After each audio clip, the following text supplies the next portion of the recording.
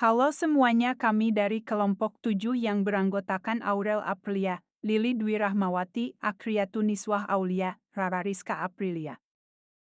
Dari Prodi Tilu Keuangan dan Perbankan. Tujuan kami membuat ideo animasi ini adalah guna memenuhi tugas Ibu Sari Indah Oktanti Sembiring, CE MESEAK. Dalam mata kuliah, lalu lintas pembayaran dalam dan luar negeri. Materi yang akan kami bahas adalah lalu lintas pembayaran luar negeri. Definisi lalu lintas pembayaran luar negeri.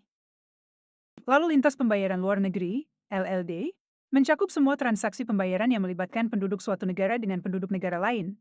Transaksinya dapat berupa pembayaran barang dan jasa, investasi, pinjaman, dan transfer dana lainnya. Pentingnya mekanisme pembayaran luar negeri. Mekanisme pembayaran luar negeri penting karena memungkinkan perdagangan antar negara dan memperluas bisnis. Mekanisme pembayaran luar negeri juga membantu bisnis dalam mengelola keuangan dan mengurangi risiko. Mekanisme pembayaran internasional. Mekanisme pembayaran internasional adalah sistem yang memungkinkan transfer dana antar negara. Mekanisme ini penting untuk memfasilitasi perdagangan internasional, investasi, dan transaksi keuangan lainnya. Jenis-jenis mekanisme pembayaran.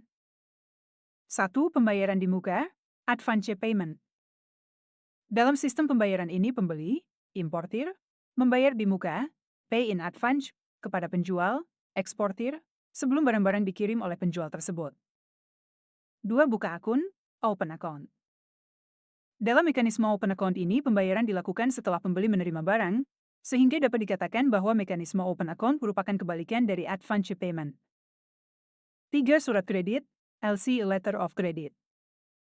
Letter of Credit adalah dokumen yang diterbitkan oleh bank atas permintaan pembeli, importir, yang menjamin pembayaran kepada penjual, eksportir, berdasarkan ketentuan yang telah disepakati. Opener, importir, issuer, bank penerbit LC, beneficiary, eksportir, dan terkadang juga melibatkan confirming bank, bank di negara eksportir. 4. Koleksi bersih, documentary collection. Pembayarannya didasarkan pada adanya dokumen financial saja yaitu draft, tanpa disertai dengan dokumen komersial, bill of loading, info C, packing list, dan lain-lain. 5. Documentary collection. Documentary collection adalah sistem pembayaran dengan cara mengirimkan dokumen kepemilikan dan dokumen penunjang melalui bank. Selanjutnya, bank melakukan pemerikasaan terhadap dokumen tersebut dan meneruskannya kepada importir dan setelah itu baru dilakukan pembayaran dan pengiriman barang, setelah pembeli yakin akan kebenaran dokumen tersebut. Adapun metode yang digunakan dalam documentary collection ini antara lain adalah 1. Documents against payment, DP. Bank akan menyerahkan dokumen apabila pembayaran sesuai dengan tagihan pada dokumen tersebut. 2. Document against acceptance, DA. Bank akan menyerahkan dokumen apabila nasabah telah melakukan akseptasi atas dokumen-dokumen tagihan. Setelah akseptasi jatuh tempo, nasabah harus melakukan pembayaran sesuai dengan kesepakatan dalam dokumen tersebut. Peran bank dalam pembayaran internasional. 1. Bank umum. Bank umum devisa melakukan transaksi internasional. Bank devisa memainkan peran penting dalam menerbitkan uang giral, menyediakan rekening giro, serta melakukan clearing dan transfer antar bank. 2. Bank dunia. Memberikan solusi atas permasalahan internasional di bidang moneter dan keuangan. Bank Dunia membantu sektor swasta untuk memperluas akses pasar. Melalui dua divisi utamanya, International Development Association, IDA, dan International Finance Corporation, IFC, Bank Dunia mendukung kegiatan ekspor-impor dengan memberikan pinjaman kepada eksportir atau importir untuk memperluas pangsa pasarnya dalam perdagangan dunia. 3. Bank Pembangunan Asia, didirikan untuk meningkatkan kerjasama ekonomi antar negara-negara Asia. 4. Bank Pembangunan Islam.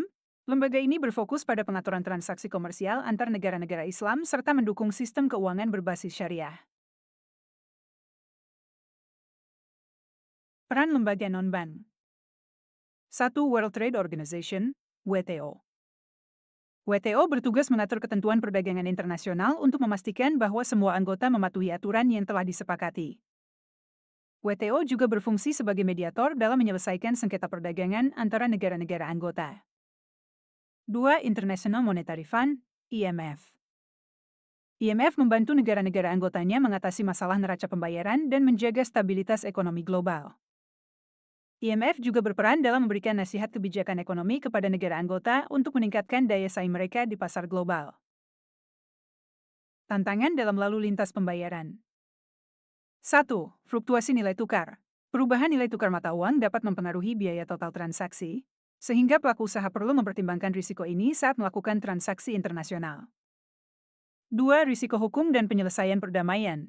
Setiap negara memiliki regulasi yang berbeda terkait perdagangan internasional, termasuk pajak, bea masuk, dan persyaratan dokumen.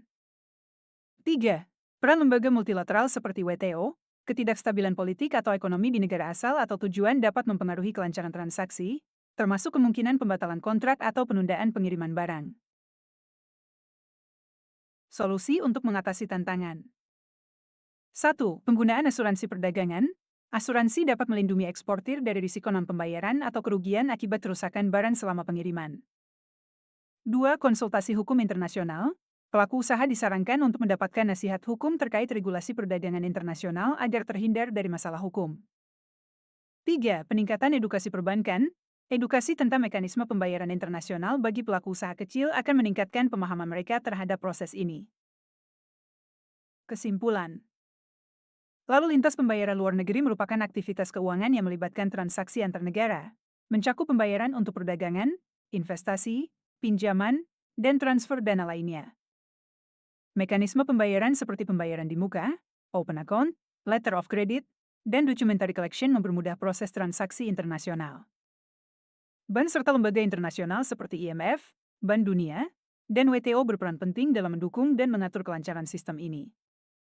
Namun, pelaku usaha menghadapi tantangan seperti fluktuasi nilai tukar, perbedaan regulasi antar negara, serta risiko hukum. Untuk mengatasi hambatan tersebut, diperlukan strategi seperti penggunaan asuransi perdagangan, konsultasi hukum internasional, dan edukasi tentang sistem pembayaran luar negeri. Dengan pemahaman dan perlindungan yang tepat, transaksi lintas negara dapat berjalan lebih aman dan efisien.